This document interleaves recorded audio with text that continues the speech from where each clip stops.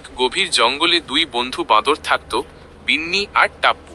বিন্নি ছিল শান্ত আর বুদ্ধিমান, আর টাপ্পু সবসময় নতুন কিছু খুঁজতে ভালোবাসত। একদিন টাপ্পু শুনল জঙ্গলের ওপারে একটা খোঁজার গাছ আছে, যে নাকি যার সত্যিকারের ইচ্ছা সে জানে আর তা পূরণও করে। টাপ্পু বলল, চল না ভাই, দেখি তো গাছটা, যদি আমার ইচ্ছেটা পূরণ হয়ে যায়।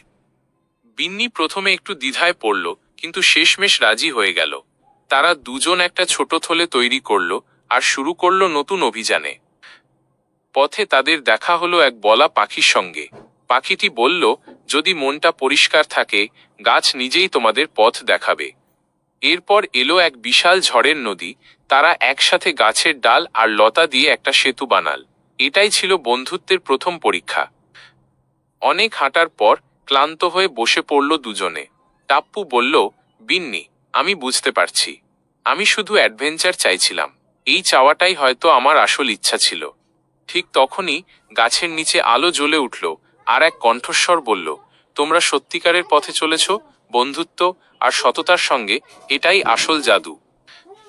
গাছটা তাদের দুজনকে একটা করে সোনালি আম দিল, যেটা তাদের জীবনভর আনন্দে ভরিয়ে রাখবে। তখন থেকে বিন্নি আর টাপ্পু জঙ্গলের অন্য বাচ্চা প্রাণীদের শেখায়, খোঁজা দরকার, কিন্তু পাওয়াটা মন থেকে হয়।